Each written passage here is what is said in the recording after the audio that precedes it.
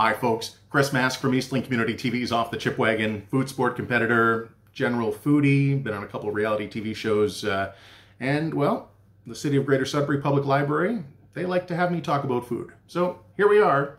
What's the subject? Well, soup. There it is. If you're a fan of 90s hip-hop, you probably got that reference, and while it's not actually here yet, it is coming once I finish this cooking demo.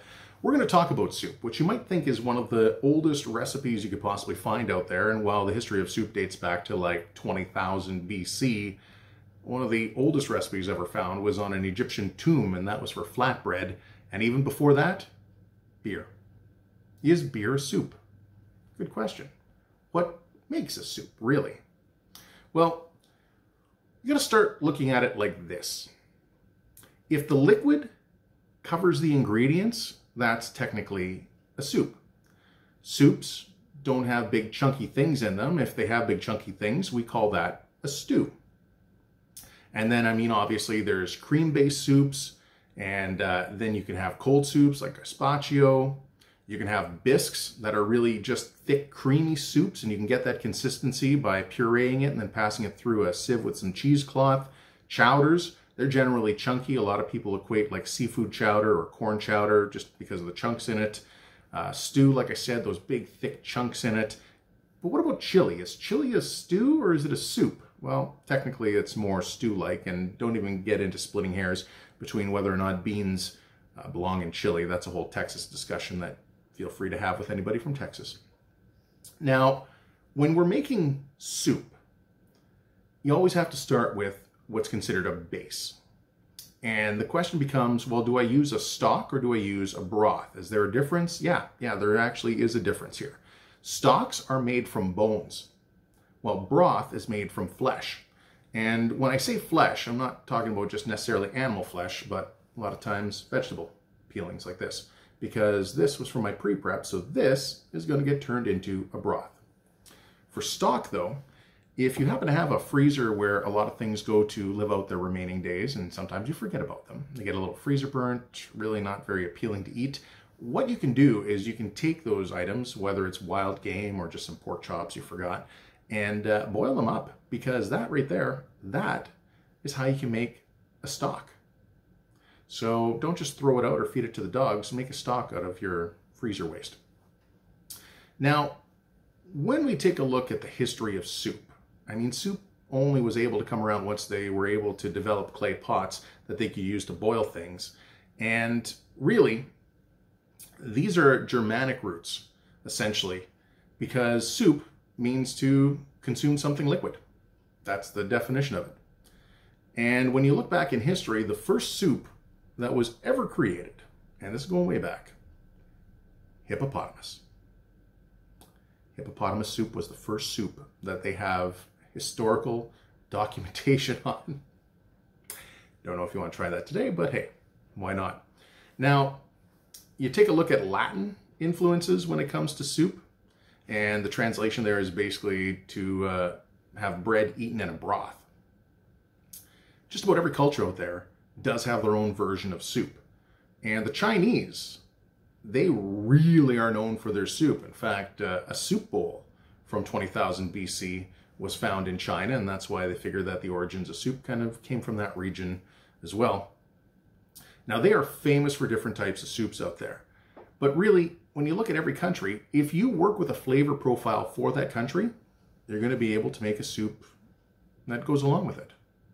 So when we're looking at things, be it borscht, gazpacho, you just want to have a normal Italian soup, whatever, region dictates flavors. And remember, if it grows together, it goes together. So that's another good rule of thumb when it comes to making soup. Gumbo, technically, while it is kind of more stew-like, for whatever reason, they still classify that as a soup for whatever reason. You can split hairs all day on this. It's kind of interesting, though, that according to a survey, women are, on average, more than twice as likely to order soup at a restaurant than men are, which is kind of weird. And again, chili, not really technically a soup, it's more of a stew. But as old as soup is, as many of these little facts that I can throw your way, let's actually talk about making a soup. So you can go and buy a can of something and call it a soup and you're good to go, right? But good food is actually easier and less impactful on the environment than bad food, really, when you think about it. So from your garden, you know, from the leftovers, from maybe your Christmas dinner that's coming up or whatever holiday dinner, you really can get a good base for soup going, and then it's just a matter of preference, what you want to do. When we talk about things like stocks and broths, I mean, generally it'll come across like this, and you can see that it's pretty opaque, but we passed this through some cheesecloth a couple times, and that's where you're gonna get this really nice, super clear broth or stock. Again, flesh-based, bone-based, whatever. Build your soups.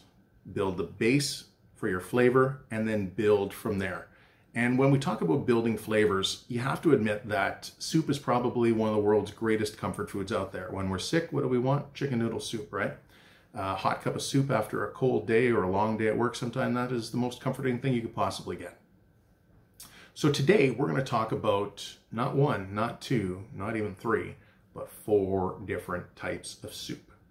And 2 of them are considered Italian comfort food, really, because we're going to do pasta fagioli with a bit of kale. So that basically is pasta and beans, and that's something that my mother used to make all the time, and it got to the point where I was sick of eating it as a kid, but I would kill for a bowl of my mother's pasta fagioli. So I'm going to try and duplicate that recipe and might even cry along the way.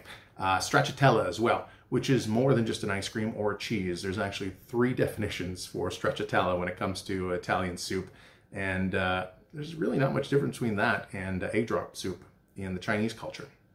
We're going to do a nice vegan potato, mushroom, and leek soup, and I'll explain why it's vegan and how you can make it not vegan if you're looking to go that route as well. And really simple kale, sweet potato, and sausage soup.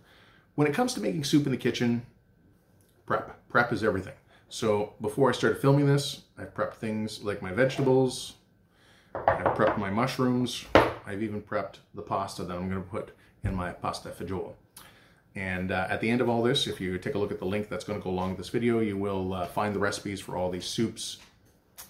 Just put them in the freezer, label them, they'll stay for months, but make sure you label them just so that they're not actually forgotten. All right, so let's start with pasta fagioli. And Italians, they always like to claim things, so some people will say that this comes from the Campania region, others the Lazio region. There's a lot of Neapolitan roots with this.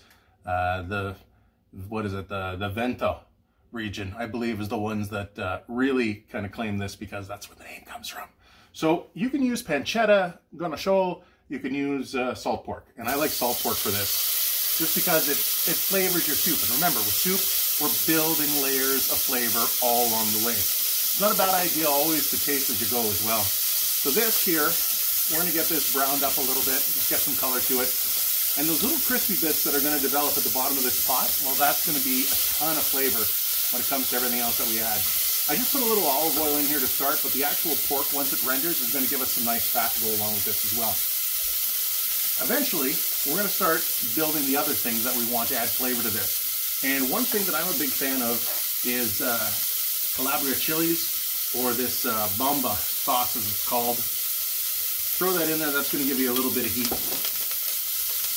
And again, just be careful because obviously when you're doing this, we're dealing with spattering grease, and I'm not really being safe by being this close to the pot. So we don't have to have this on super high because eventually we want these flavors to meld in there. But when we got some color to our pork like we have going on here, now we're going to add some onions. So my onions are actually over here.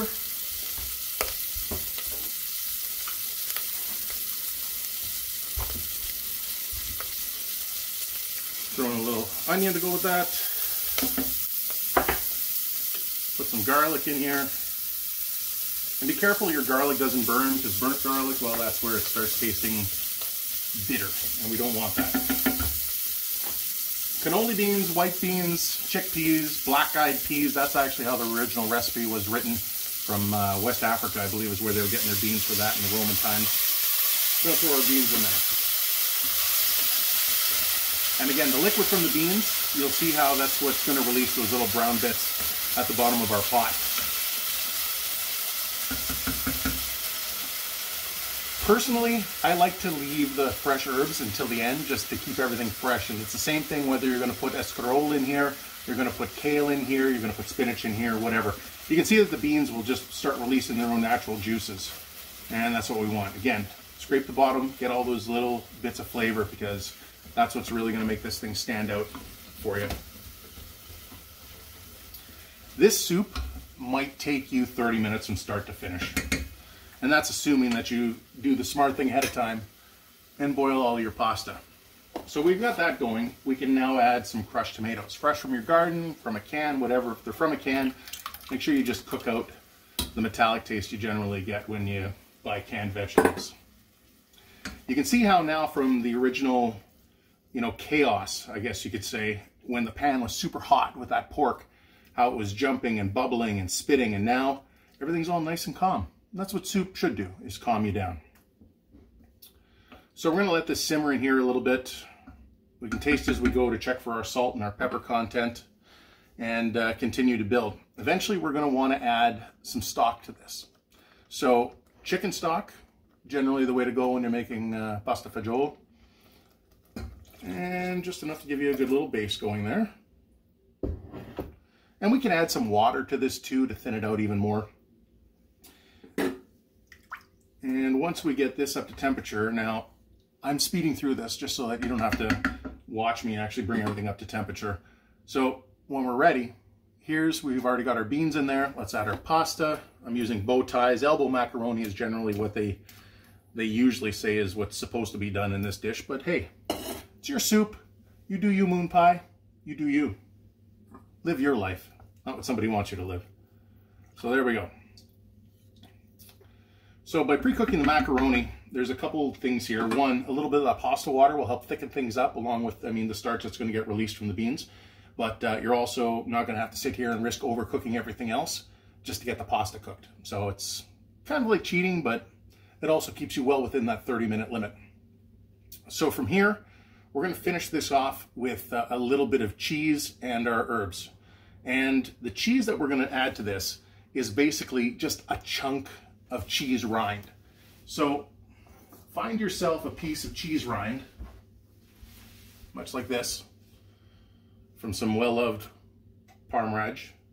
Throw that in there like a spaghetti sauce. It's going to add more salt, going to add a little bit more umami, and then you're going to go from there with your fresh herbs that we can put in, and this thing is going to start getting super, super fragrant. At the end of the day, like I said, this is about maybe 10 minutes to put together with your pre-prep. And from here, just a ton of comfort. My mother used to make this all the time. We're going to finish this off, like I said, with that little bit of escarole or a little bit of kale. Just add some green to it and a little bit more cheese. And this is the ultimate Italian comfort food right here, pasta fagioli. Okay, so to continue with our Italian theme, Stracciatella. Now, again, this could be a soft cheese. This could be an ice cream, but today it's egg drop soup. It's just something that is used to name a whole lot of things out there. Very popular in the central part of Italy with this, and very much a KISS theory soup. And what I mean by KISS theory is just keep it simple, smart guy or girl, because there's only a handful of ingredients. Already you can see that my broth is warmed here. We're using a chicken broth to go with this. We're going to make some egg ribbons, and then we're going to finish it off with some more cheese. And just because we can, some recipes will ask you to add a little bit of parsley to it. But you can fortify this with shredded chicken. You can do peas in this, which is also very Italian. But at the end of the day, it's about getting the right consistency and those nice ribbons of egg. And you do that with some grated Parmesan Reggiano and an egg. Basically, dump that in there like that.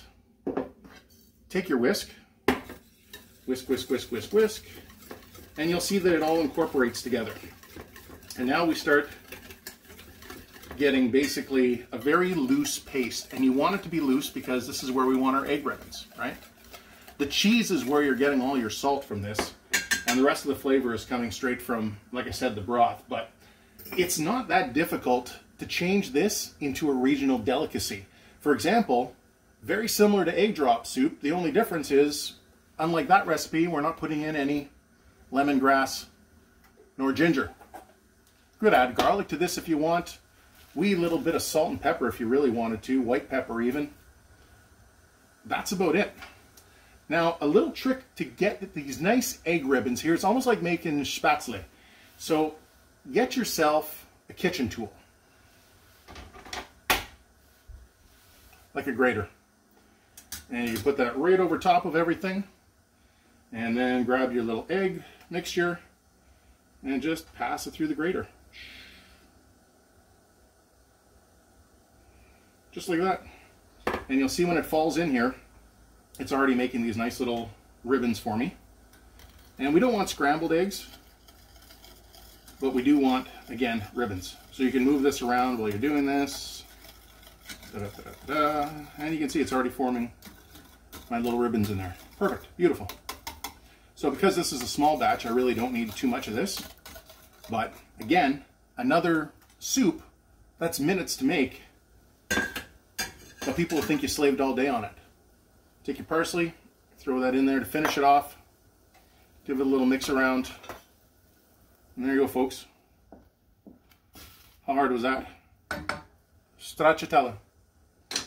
Check your salt. Check your pepper seasonings. Flavor it to basically how you want it. Fantastic dish. All right, so next up, we've got this potato mushroom leek soup, and we're going to do this one vegan here. And if you do add cream, obviously, no longer a vegan soup. But trust me, the potato starch is all you need to thicken this up. So let's start with that. Right, potato selection. I like Yukon Gold for this. Just gives it a nice flavor. A little bit of oil in your pan to start. And we got to cook these. Now, here's the funny thing about this particular soup. It's that we really need to watch our cooking times with everything, because we need these potatoes to be soft and we need everything to come together at the right time. You're essentially going to puree this at the very end, and that's what's going to give you that creamy consistency. When it comes to making vegan soups, coconut milk is also a really good option. There you're getting into more Asian flavors. But this one here with the mushrooms and the potatoes is fantastic. So we're going to need to build flavors with this. So we're getting our potatoes cooking right now in a little bit of olive oil. We can add, again, when it comes to soup, try and season along the way where you can. And we can add our salt and our pepper if we really want to at this point. But when we add the mushrooms, we're not adding any salt to the mushrooms. And that's because mushrooms are sponges as they are, and we want to have them keep their water content to a certain degree. We don't want them to turn into little pencil erasers. Even though, again, we're going to puree all this, we still want to have a little bit of texture to it. So our veggie broth is what we're going to use for this. And again, if you're going the cream method, then that's where you can use whatever you want from there, whether it's a duck broth, a chicken broth, whatever. It's entirely up to you. So our potatoes there are starting to take a little bit of color, which is good. And now this is where we can start building, and the mirepoix, the trinity, whatever you want to call it. A little celery goes in this. We're going to use some peppers as well in this. Leeks. Why use onions when you can use leeks? It's a whole other flavor profile. In the springtime, if you can get ramps, even better. And finally, the last part to our mirepoix, or trinity, is carrots. Now, here I added the pepper, the onion, the carrots, and the celery. And I've also added the carrots, the leeks, and the celery. It's just a different spin on the mirepoix. Different strokes for different folks, again, whatever floats your boat. So we want to do this on about medium heat until these leeks start to take a bit of color and start to sweat. So this is going to take a couple minutes here. But again, just for the fact that we're trying to burn through this cooking demo, I don't know if we're going to get to that part, but we'll see. We'll see where we get to. To finish off this soup, you can go a whole different direction. If you want to use some dehydrated mushrooms on the top, any kind of, if you decide not to go the vegan route, bacon, fantastic on top of this. In fact, you could put bacon right into this right now. And a little bit of white wine really takes it up to a whole new level as well. But our recipe today is not going to involve the wine, but it can. It can. Again, you do you, moon pie. You can see how the leeks are starting to soften up. Our carrots are starting to even get bright in color. We don't want to burn anything here.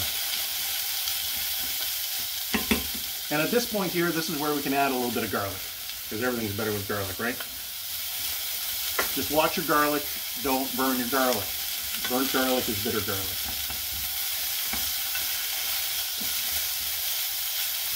Like, the smell is incredible coming off of this right now.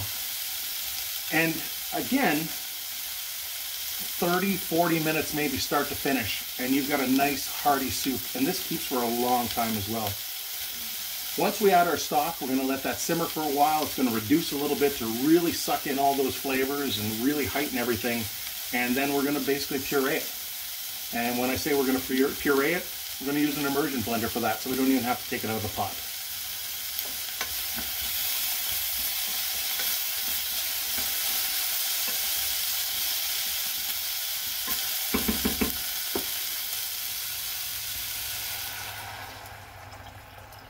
So there's our stock.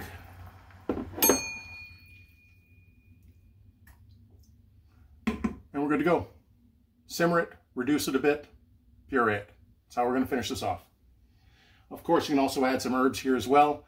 Fresh thyme, fantastic for this. A little bit of bay leaf, also not always a bad choice for it. Build the flavors that you want to go with your soup. So this one here, we've got some reduction going, and to make sure that our mushrooms aren't too rubbery, here's where we throw them in. And whatever variety of mushrooms you want to throw in there, hey, that's entirely up to you. Just make sure that we get a good cook here. And again, I've said this before in previous videos, I'm a big fan of washing mushrooms just because, you know, where they're grown. So once these mushrooms cook, you'll see that we still have about a half a pot of broth here. So we're going to want to top this up a little bit, and that's where we can just go back to our veggie and give it a little top up there. Let's reduce this a little bit. Now the mushrooms themselves, they are going to release some of their own juices. This is going to cook down a little bit. You could cook your mushrooms beforehand, but then you're looking at using multiple pans or pots, or at least cooking techniques, because you really don't want the mushrooms and the potatoes cooking at the same time. Potatoes are going to take longer than the mushrooms, obviously. And like I said, because these are little sponges, this is where they're going to start sucking up all that broth, and they're going to put that nice earthy umami into the soup itself once this cooks. You can use dehydrated mushrooms, wild mushrooms, morels, lobster mushrooms if you want to find them. I like fresh mushrooms though over the canned mushrooms, obviously, and fresh over dehydrated. But if dehydrated is all you can find, then go with that. So again, these have been cooking for a little while. Here's we'll take an opportunity to taste. Remember, season as you go. So just because we're just about at the end of finishing the soup off, we've got a good taste. So that's good. Maybe a little more pepper in this, just because I like a little more spice.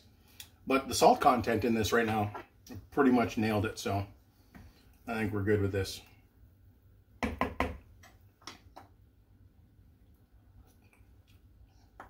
Yep, that's good. You can taste the vegetables, you can taste the mushrooms, you can taste the potato. So how do we turn this into a cream soup for vegans? Well, this starts from the potato and an immersion blender. So we're basically just going to do this and puree as much of this as we can. Now, if you want to leave some big chunks in there for texture, absolutely. You can see how already the color's starting to turn, as is the consistency. So we'll play with the immersion blender, and when we get this to where we want it to be, we'll move on to our final soup.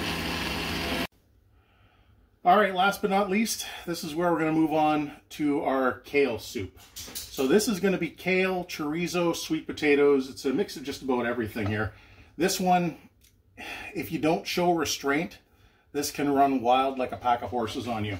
So let's start with the right sausage choice. Now, chorizo is the way to go. If you don't have chorizo, just use some paprika, some chili, and look into Spanish flavors and just kind of build around that. You can do Mexican, I mean, with this. You can do Italian, wild game. Like, the world is your oyster, literally, with this. It's just about the meat choice. This is going to get a good base for us. Once this starts to brown and caramelize, it'll give us a little bit of texture. And I mean, really, if you wanted to, you could make this vegan where instead of using meat, you just use tofu. But if you're going to use tofu in a dish like this, use a grater and shred that tofu. So try and get more of the semi-firm tofu. But again, use whatever spices and flavoring you want. Now, because we're going to start cooking multiple things in the same vessel here, much like the other soup, the pasta fagioli, you want to get those little bits of brown on the bottom here, you can see, because again, that's a ton of flavor, just a ton of flavor. But we also want to make sure that we get things cooked properly and evenly here. So as I move this off to the side, we're going to continue to work on the heat with the sweet potato. And how do you do that? Well, we don't need another pot or another burner, just slide it. Remember, you're the cook, you control the heat source. So sometimes just moving a pan or a pot over a couple inches, it's a world of difference when it comes to doing multiple things in the same pot or pan. So our sweet potato already cut up. There you go. You could use normal potato if you really wanted in this, but that's up to you. So this is where the sweet potato, much like the Yukon Golds we use in the mushroom soup, takes a little bit more to cook it. That's okay though. Try and keep it separate from the meat if you can. Turn the meat every now and again. When we start getting the color, and you'll see the sweet potatoes are going to start to turn from this kind of almost like a pastel-y orange, they're going to get more of a bright orange to them. That's when you're going to know that you're starting to get some good cook on them, and they're going to start to soften up. You don't want to have like super chunky, super textured potatoes in this. If you look carefully in here, you can see how the chorizo, I'll hold this up there, is starting to leach some of that fat, that nice colorful fat. Again, ton of flavor in that, so we want to leave this in the soup.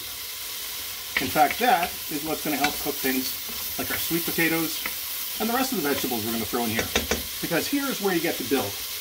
So we are going to go back to our mirepoix with our onions, our celery, and our carrots. And just because we have some left over, you know what, I'm feeling nutty today, we're going to throw some peppers in here. There we go. And eventually a little bit of garlic. And not only garlic, but we're going to put thyme in here. The reason why you use thyme when it comes to a lot of things with vegetables is because thyme is one of those herbs that just naturally enhances the flavor of vegetables. So we don't want anything to burn, so we're going to keep it moving here in the pan. And now, just because I want to prove to you that just about anything goes, if it grows together, it goes together, because we're doing kind of more of a Spanish style here, soup, corn. Just left over from last night. You can pretty much take any leftover in the fridge from any dinner, and you can turn that into a soup for yourself. So at this point here, you can see our potatoes have already started to take that bit of a color, and they're going from that opaque to a little more bright of an orange. So I'm good with that. Now I think I can mix everything back together, bring it back onto the heat. We're going to finish this off with kale, but the kale does not go in until after we've got our stock going here. And that's where, again, you can use the vegetable stock, the vegetable broth, the chicken stock, the chicken broth, pork based, whatever you want, and put it in there. Obviously, if you were going to go for more of an Asian-inspired soup, lemongrass, huge in something like this, basil, things like that.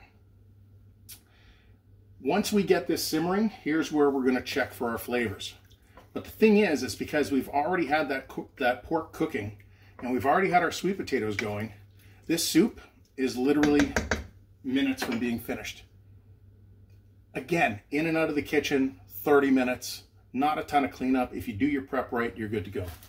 We just got to season it, a little bit of salt and pepper, and then from there, let it simmer. And then we'll finish it with the kale just before we throw that in. And the reason why is because we want this to remain nice and green and bright and vibrant. We don't want it to just wilt and go soggy and kind of leathery. That doesn't make for an enjoyable soup experience. So you can see this is pretty happy here. We're at a pretty good boil. We can reduce this from medium heat to a low heat to finish it off, or at least keep it warm till we're done. And this is the point here where we're going to take our kale or spinach, whatever. This is kale, obviously, for this soup, and put it in there. Because again, we want to make sure that this keeps the color to it, and it looks nice and bright and really quite pretty once it gets all plated up there. Now we could technically blanch this, but why would you do that? Because I mean, this is a soup, it's meant to be served hot anyway. So there we are. One more flavor check here. Delicious. Fantastic soup. Again, less than 30 minutes really to accomplish something like this. Just takes a little bit of ingenuity and a little TLC. So here we go into the home stretch. So we've got 4 soups here, and just little pieces of advice to finish things off. Make sure if you have added anything like the bay leaf to the pasta fagioli, you pull the bay leaf out, you pull out any kind of sprigs that are still left of thyme. Anything big and clunky, just get that out because it kind of ruins your soup experience. And if you ever want to turn this vegan potato mushroom leek soup into more of a veloute, just run it through some cheesecloth and a sieve and get all those little bits and pieces out. So let's start here with the Starchatella. So finish this bad boy off here with some grilled crostini, top it with a little bit more Parmesan or Reggiano, and even a little chili oil if you want to do that to add a little bit of heat and some color to it. One of the ultimate comfort foods for me, obviously, is the this one here. I ate this so much as a kid that I actually thought it was called Boston beans, but it's pasta Fagioli. Anyway, pasta and beans. Now, the vegan here, the mushroom soup, you can see that by the time we finish that off there with the immersion blender, this is a nice creamy soup. I've actually topped it off with a couple truffles. Shaved those bad boys down there, a little bit of chive. And then this beautiful kale soup. I mean, the color's on, you eat with your eyes, and I mean, that's just gorgeous. But how do they taste? So again, like I said with soup, just season as you go, make sure you got it right. And the other thing is that at least you can always throw a little bit extra salt at the end. So the Italian egg drop soup, the Stracciatella, when you take a look at this up close here, I don't know if I can get an angle on this here or not. You can see those little egg ribbon. And that's exactly what you want. Oh man, the cheese comes through on this, and it's so simple. You know, it's broth, it's egg, it's cheese, and then kind of like the name implies, bread that's been soaked in liquid. That's Italian comfort food. I love, love, love that. I'll be honest, it's been a long time since I made that, so thank you. Thank you for motivating me to make that. Now, my mom's recipe here, the pasta and beans, pasta fagioli. You can take a look, you can see we're using the bow ties on this one here, but that salt pork is there. You could use pancetta, you can use prosciutto, any kind of salty meat there. You can see the beans and everything. And remember, we want to have enough broth in there that you can taste the tomatoes too. The fresh pop of the thyme, you'll notice that undertone with the bay leaf, and then just the comfort of those beans and the pasta. It's a bit of a starch overload, yeah, but ultimately this is truly comfort food here. And the Italians may be known as minestrone as their official soup of the country, but both those dishes, that's a home run all day, every day. So let's go here to, again, our potato mushroom leek soup, the vegan one. And once you puree it, you can see you get that nice thick cream soup consistency. A little truffle that I put there on the top, that just adds an extra little layer of umami to this thing. But if you are a mushroom fan, even if you can't find truffles, put a little truffle oil on the top of it. And finally, as I'm making a nice big mess of myself here, we've got our kale soup. So that sausage, your choice. We went with the chorizo here, the sweet potatoes, the corn, the carrots. It's a Heinz 57, but you also need to know where to show a little restraint. Kale in at the end, that's what adds the color.